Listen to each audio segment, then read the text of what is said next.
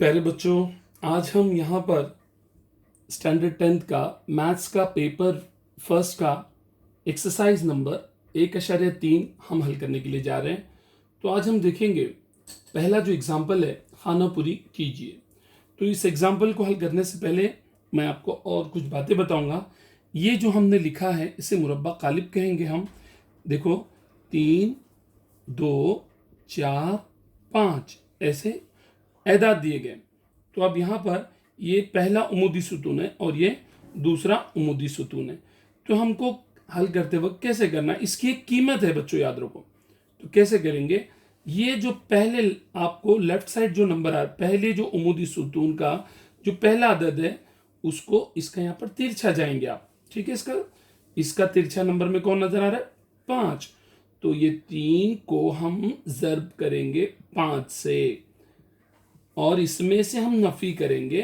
अब जैसे ये हो गया, अब ये दूसरा नंबर, इस नंबर को जरब करना है इस नंबर से, 2 को जरब करना है 4 से। तो क्या होता है बच्चों, देखेंगे हम। 5 तिया 15, नफी 4 दूनी 8, 15 में से 8 नफी करेंगे तो जवाब क्या आएगा बच्चों, बोलो। 15 में से 8 नफी करो 7, तो ये आपका होगा जवाब। तो देखिए बच्चों, अब यहां पर हमने क्या लिखा है, 3 हमें तो दिया गया 3 जर्ब, 3 को किससे जर्ब देना है, 3 जर्ब 5। ठीक है, फिर हम जैसे लिखा था हमने नफी, 2 जर्ब 4। तो यहां पर पहले से दिया गया हमको, तो एक चौकोन यहां पर बच्चों हमें ऐसे दिया गया है किताब में। तो 2 जर्ब 4 बराबर, अब हमने क्या लिखा, 5 तिया 15, नफी ये दोनों का जर्ब हो गया, 4 दूनी 8, 15 में से 8 नफी करे, जवाब कितना आ गया बच्चों, 7। तो बस इस तरह आपका ये आंसर कंप्लीट हुआ। कैसे किया हमने, 3 को जर्ब किया हमने 5 से, 3 जरब 5 नफी किया, फिर 2 को जर्ब किया हमने 4 से। अब इसको आगे नेक्स्ट स्टेप में किया हमने, 5 दिया 15, नफी 4 दूनी 8, 15 में से 8 नफी करे, जवाब आ गया आपका 7। तो बच्चों इसी तरह आगे का और एग्जाम्पल, इसी तरह हमको बहुत ही आसान से एग्जाम्पल्स हैं। आगे के एग्जाम्पल हमें दिया गया है, मंदरजा झील मुरब्बा कालिब की कीमत मालूम कीजिए। अब ये आपको यहां पर हल करना है। सेकेंड का फर्स्ट एग्जाम्पल हम देख रहे हैं, मंदरजा झील मुरब्बा कालिब की कीमत मालूम कीजिए। नफी 1 7 और ये दिया गया 2 4। बच्चों इसमें बहुत ही आसान एग्जाम्पल्स हैं। सबसे पहले जैसे मैंने आपको बताया था कि ये पहला जो लेफ्ट वाला नंबर होगा इसको जर्ब करेंगे, इससे तिरछा जर्ब करेंगे। नफी 1 जर्ब 4। इसे हल करने के बाद में इसमें से नफी करना आपको इन दोनों का जर्ब, 7 जर्ब 2। तो जर्ब करो बच्चों, क्या होगा, 4 1 का 4, जमा नफी नफी और ये नफी, 7 दूनी 14। दोनों की अलामतें एक जैसी है, जमा का अमल करेंगे हम। 14 और 4 कितना होगा, 18, और जो बड़ी की अलामत है वो हम लिखेंगे। अलाम देखो कैसे हल किया हमने, नफी 1 जर्ब 4, फिर नफी 7 जर्ब 2, दोनों का जर्ब किए, 4 1 का 4। और जब यहां पर अलामतें अलग अलग होती है, बीच में जर्ब होता है, तो नफी की अलामत लेंगे, नफी 7 दूनी 14। अब दोनों की भी अलामत एक जैसी है, एक जैसी अलामत रहती है, तो हम क्या करते हैं, उसूल में जमा करते, 14 और 4 18, और बड़े अदद के सामने कौन सी अलामत है, नफी। तो नफी 18, ये आपका जवाब हो गया। ये बच्चों बहुत ही आसान एग्जाम्पल्स हैं, आप प्रैक्टिस करेंगे तो आपको बहुत अच्छे तरह, देखो इन दोनों में आपको प्रैक्टिस करना ही है। बगैर प्रैक्टिस के, बगैर मश्क के बच्चों कुछ नहीं हासिल होगा आपको। नेक्स्ट एग्जाम्पल है 5 3, नफी 7 0। बिल्कुल आप खुद से आप हल करके बता सकते हैं बच्चों। देखो आप इसकी वैल्यू आप इसके नीचे भी लिख सकते हैं या उसके आगे, हल कर रहे हैं हम आगे। देखिए हमेशा की तरह ये लेफ्ट नंबर आप पकड़ो, इसको जर्ब दो, तिरछे जर्ब, 5 जर्ब 0, इसको कौंस में लिखेंगे। हमेशा आदत डालो कि इनका जर्ब करके हमको कौंस में लिखना, नफी। फिर अब इसका जर्ब किससे के साथ करना है, 3 जर्ब नफी 7। नफी में जब भी आदत आता है आपको कौंस में ही लिखते जाना है, अंदर छोटी कौंस, बाहर बड़ी कौंस। 5 0 0, नफी 7 तिया 21, ये जमा है, ये नफी है, तो बड़े तो अलामतें अलग अलग होती है, तो हम क्या करते हैं, नफी लिखते हैं। सिफर नफी नफी जमा 21, सिफर में जमा करो या नफी करो, जवाब वही रहेगा। तो आपका बच्चों जवाब क्या आ गया? 21। बहुत ही आसान एग्जाम्पल्स है बच्चों, बस आप प्रैक्टिस कीजिए, कोशिश कीजिए। अगला एग्जाम्पल है 7/3, 5/3, 3/2, 1/2। तो देखिए बच्चों, यहां पर भी ऐसे ही करना आपको। ये लेफ्ट वाले नंबर को तिरछा ज़र्ब करना है इसके साथ। 7/3 ज़र्ब 1/2, बीच में क्या लिखेंगे? नफी। अब इससे किससे ज़र्ब करना है? इसको। 5/3 ज़र्ब 3/2। तो क्या करेंगे बोलो बच्चों? अभी बस ये नाते के दांत का ज़र्ब हमने 7वीं में पढ़ चुके हैं। अब ये कट होता है तो कट करना है ऊपर नीचे, नहीं हो रहा है तो ऊपर ऊपर ज़र्ब करो। 7 का 7, नीचे नीचे का ज़र्ब करो। 3 दूनी 6, बीच में नफी की अलामत है। ये कट हो रहा है तो आप कट करो। 3 1 का 3, 3 1 का 3। अब ऊपर ऊपर का ज़र्ब करो। 5 1 का 5 बटे 2 1 का 2। अब यहां पर हम देखेंगे कि यहां पर नसबनुमा एक जैसा है क्या? तो नसबनुमा एक जैसा नहीं है, तो हम नसबनुमा एक जैसा बनाएंगे। इस 7/6 जैसे का वैसा। अब देखो नीचे 6 है, इसको 6 बनाने के लिए किससे ज़र्ब देना पड़ेगा? 3 से। नीचे 3 से ज़र्ब दिए तो ऊपर भी 3 से ज़र्ब दो। 7/6 नफी 5 तिया 15, 3 दूनी 6। तो देखो अब बच्चों अभी दोनों में नसबनुमा 6 आ गया। तो अब हम क्या करेंगे? 7 नफी 15/6। बोलो बच्चों क्या आ जाएगा जवाब? अलामतें एक जैसी नहीं है, इसकी जमा है, इसकी नफी है। अलामतें अलग अलग है तो नफी करेंगे। तो क्या होगा? 15 में से 7 नफी करो 8। बड़े अदद कौन है? 15 है कि 7 है? 15 है, उसके सामने कौन सी अलामत? नफी। तो अब तकसीम होता है तो तकसीम करो। तो 2 चौक 8, 2 तिया 6, 2 से काटेंगे इसको। नेक्स्ट स्टेप, आपको एक बढ़ाना चाहते हो तो आप बढ़ा के लिखो अगर आपको कंफ्यूज हो रहा है। 8/6 है यहाँ पर। दो नीचे 2 से काटेंगे। 2 तिया 6, नीचे 2 से तो ऊपर भी 2 से। 2 चौक 8, नफी है तो इधर भी नफी लिखो। तो आपका जवाब आ गया नफी 4/3। तो बच्चों बहुत आसान एग्जाम्पल्स है, बस आपको इसकी प्रैक्टिस करना है। तो जिनको एग्जाम्पल वापस देखना है तो ये वापस रिवर्स करके वीडियो आप देख सकते हैं। तो अब आगे देखिए बच्चों, इसी का थर्ड एग्जाम्पल में आगे पूछा गया है कि क्रैमर का उसूल इस्तेमाल करके मंदरजा झिल हमजाद मसावातें हल कीजिए। आगे हमको बच्चों एक उसूल है क्रैमर का उसूल। क्रैमर का उसूल किताब में देखिए आपको ये सवाल दिया गया है कि क्रैमर का उसूल इस्तेमाल करके हमजाद मसावातें हल कीजिए। तो बच्चों जब आपको ऐसे पूछा जाएगा कि क्रैमर का उसूल इस्तेमाल कीजिए, तो आपको यकीनन क्रैमर का ही उसूल इस्तेमाल करना है। आप अगर क्रैमर का उसूल इस्तेमाल किए बगैर अगर आप कोई ग्राफिकल मेथड इस्तेमाल कर रहे हैं, यानी तरसीमी तरीका इस्तेमाल कर रहे हैं, या दूसरा और कोई तरीका इस्तेमाल कर रहे हैं जो इससे पहले हमने देखा है, तो आपको 0 मार्क मिलेंगे अगर आपका जवाब सही भी है तो यह बात आपको याद रखना है। देखिए अभी एग्जांपल्स बहुत ही इजी एग्जांपल्स हैं, कोई इसमें घबराने की जरूरत नहीं है। तो बस आपको बार बार प्रैक्टिस करना है। 3x नफी 4y बराबर 10। 3x नफी 4y बराबर 10, ये एक नंबर मसावत दी गई है। दूसरी मसावत दी गई 4x जमा 3y, 4x जमा 3y बराबर 5।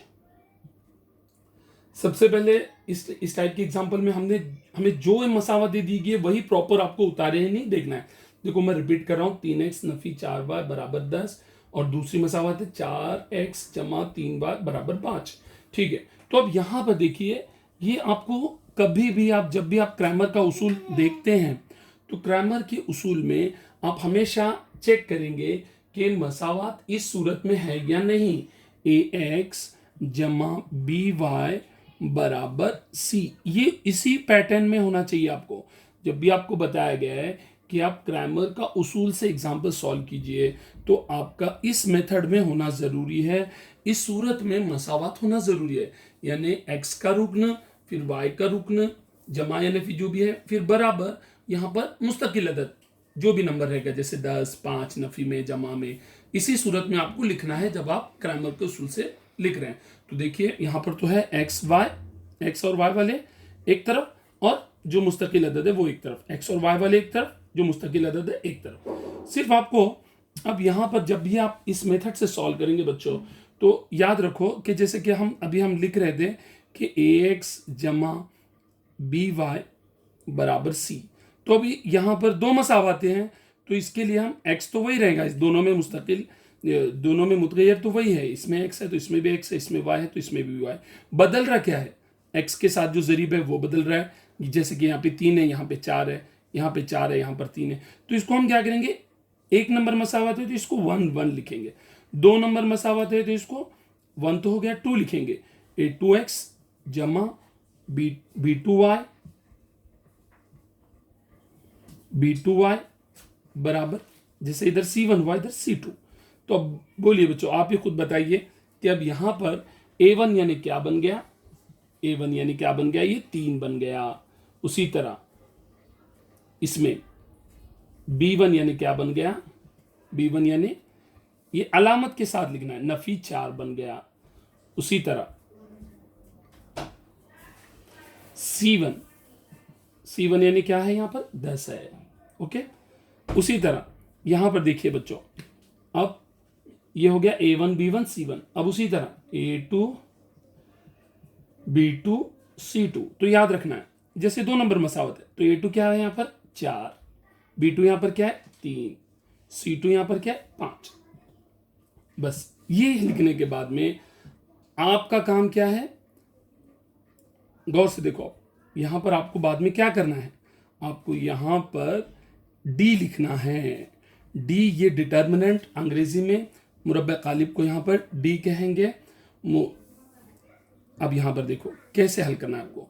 A1 आपको बहुत ही आसान एग्जांपल है ये, कोई मतलब इसमें घबराने की जरूरत नहीं है। A1 ये जो है A1 B1 A2 B2, आपको डी कैसे हल करना है देखो, और वापस मैं लिख रहा हूं, ये वैल्यू आपको याद रखना है, A1 B1 A2 B2। तो अब देखो वैल्यू यहां पर रखेंगे, हम कीमत रखेंगे। A1 कितना था बच्चों 3, B1 कितना था नफी 4। अलामत का ख्याल रखना है आपको, अलामत आपने गलत किया तो आपका जवाब भी गलत आएगा। उसी तरह अब देखो A2 B2, A2 कितना है बच्चों 4, B2 कितना है 3। बस जैसे इससे पहले हमने हल किया था वैसे ही हल करना है आपको। कैसे हल करेंगे, तिरछा ज़र्ब करेंगे, 3 को 3 से ज़र्ब करो, 3 ज़र्ब 3, इसको कौंस में लिखेंगे नफी। अब इसको किससे ज़र्ब देंगे, इससे ज़र्ब देंगे, नफी 4 ज़र्ब 4। तो क्या होगा बच्चों देखो, 3 तिया 9, नफी 4 4 चौक 16। ये जमा नफी क्या हो जाएगा, नफी, अलामतें अलग अलग हैं। 9 नफी नफी क्या हो गया जमा 16, 16 में 9 जमा करो कितना होगा बच्चों 25। तो यहां पर आपका जो डी मिल रहा है, डी की कीमत बच्चों आपको यहां पर मिल रही है 25। तो यहां पर ये आपको याद रखो कि डी की कीमत मिल रही है 25। अब मेरे पास जगह नहीं, मैं मिटा रहा हूं बच्चों, तो डी इतना याद रखो, सिर्फ हमने डी की कीमत हमको कितनी मिली है 25, 25 हमको डी की कीमत मिली है। अब आगे देखिए, ये देखिए यहां पर डी, वापस मैं बता रहा हूं कि डी को हमने क्या किया है, ये 3 लिखा है और नफी 4 लिखा है, 3 नफी 4, फिर हमने क्या लिखा है 4 और 3, 4 और 3, इस तरह हमको ये डी मिला है। तो डी की कीमत हमको मिली है 25, तो डी बराबर क्या आ गया 25, हमने इसको साइड में लिखा है। अब बच्चों dx की कीमत हम मालूम करेंगे। dx की कीमत में देखो यहां पर क्या है 4y है ये, और यहां पर क्या है 3x, यहां पर 4 है, यहां पर हमारे साथ 3 है। चलो ठीक है, तो अब देखो dx में आपको क्या करना है बच्चों, जैसे इससे पहले हमने d की कीमत मालूम की है 25, अब यहां पर हम किसकी कीमत मालूम कर रहे हैं, dx की कीमत मालूम कर रहे हैं। तो dx की कीमत मालूम करते वक्त आपको इस बात का ख्याल रखना है कि अब यहां पर जो हमने x के साथ जो ज़रीब थे, ठीक है, कौन था, 3 और 4। अब ये इसकी बजाय हम लिखेंगे जो मुस्तकिल अदद है 10 और 5, यानी इधर क्या आया, ये C1 है, ये C2 है, C1 C2। कीमत लिखो, C1 कितना है बच्चों, 10, और B1 कितना है हमारे पास, नफी 4, C2 कितना है यहां पर 5, B2 कितना है यहां पर 3।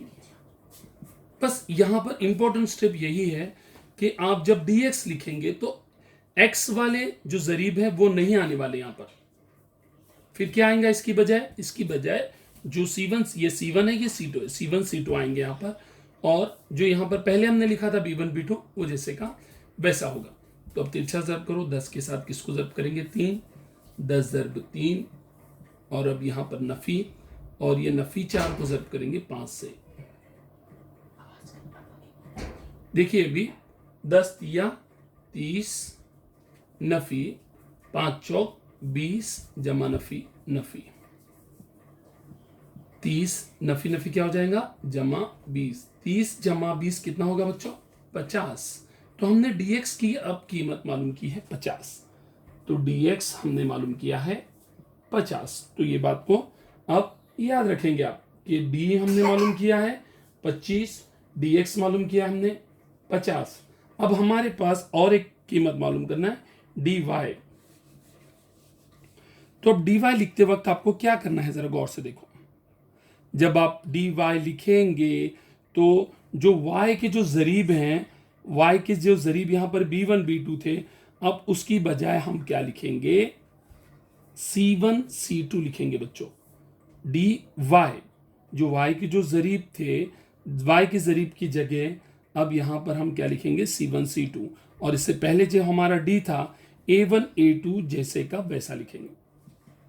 ठीक है, तो याद रिपीट कर रहा हूं मैं, जहां पे dx था, x के जरीब के बजाय हमने c1 c2 लिखा d में चेंजेस कर दे हुए, और dy में हमने क्या किया, y के जो जरीब थे उसकी बजाय हमने c1 c2 लिखा।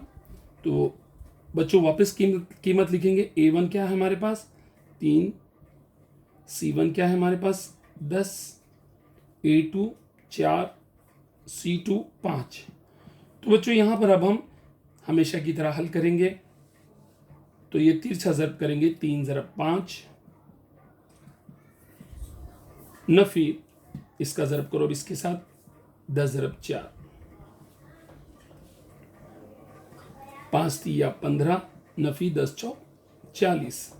अब अलामतें अलग अलग है, इसके सामने जमा है, इसके सामने नफी है, अलामतें अलग अलग होगी तो नफी का अमल करेंगे। तो यहां पर देखिए 40 में से आप 15 नफी करेंगे तो आपका जवाब आएगा 25। तो बड़े के सामने क्या है, 40 बड़ा है, 15 छोटा है, बड़े के सामने नफी है, तो जवाब आएगा नफी 25। तो बच्चों अब हमारे पास dy की कीमत आ चुकी है, तो dy की कीमत हमारे पास मिल चुकी है नफी 25।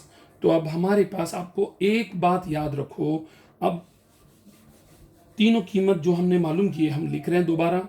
d की कीमत हमने लिखी है 25, dx की कीमत हमने मालूम की है 50, और dy की कीमत हमने मालूम की है नफी 25।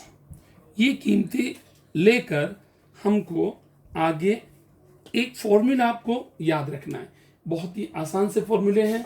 जब आप x की कीमत देखो, हमारे मकसद से भूलो मत, आप भटको मत कि हमको क्या मालूम करना है, x मालूम करना है और y मालूम करना है। इसके लिए तो हमने dx dy मालूम किए थे। तो x का यहाँ पर आपको फॉर्मूला आपको याद रखना है, x बराबर dx बटे d, ये फॉर्मूला आपको याद रखना है, और y बराबर क्या है, dy बटे d। तो बच्चों ये बहुत ही आसान से एग्जांपल्स है, कोई भी इसमें घबराने की जरूरत नहीं है। तो अब मैं ये मिटा रहा हूं, याद रखिए।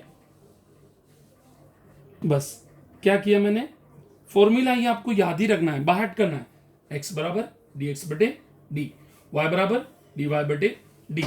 तो देखो अब पहले हम x मालूम करें, dx कितना है बच्चों बोलो, हमने मालूम किया थे 50, बटे d कितना मालूम किया है बच्चों हमने 25। तो देखो 50 और 25 किसके पहाड़ी में आते हैं, 25 से कट हो जाएंगे दोनों, 25 एक का 25, 25 दूनी 50। तो x बराबर कितना मिला हमको बच्चों? x बराबर हमें मिला है 2। अब y बोलो, y dy बटे डी, dy कितना है बच्चों? नफी 25 हमने मालूम। अलामत भी गलत अगर आप लिखेंगे तो आपका जवाब टोटली गलत हो जाएगा। डी कितना है हमारे पास? 25।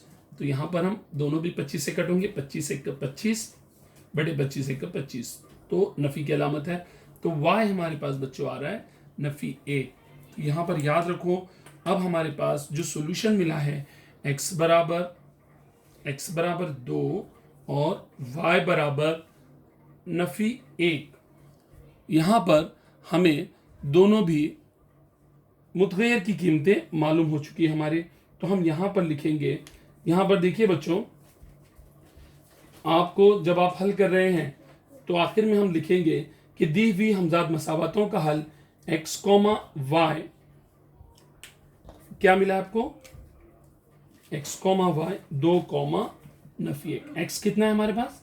x की कीमत मालूम हुई हमको 2 और y की कीमत मिली हमको नफी 1। तो ये दोनों भी मसावतों के यहाँ पर हल हैं। तो वापस मैं आपको एक मर्तबा इसमें इंपॉर्टेंट चीज़ें रिपीट कर रहा हूँ। तो आपको ये रिपीट करने की वजह मैं बता रहा हूँ कि हमको स्टेप्स क्या है इसमें। नंबर 1, ax जमा by बराबर c, इस फॉर्म में है कि नहीं पहले ये चेक करेंगे, क्रैमर के उसूल से हल करेंगे। ठीक है, अगर दो मसावातें हैं 1 1 1 लिखेंगे,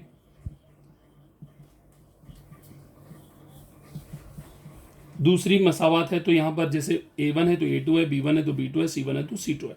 ठीक है, ये मुस्तकिल अदद है। ठीक है, अब जब आपको यहां पर तीन चीज याद रखना है, d है, dx है और dy है, d dx dy।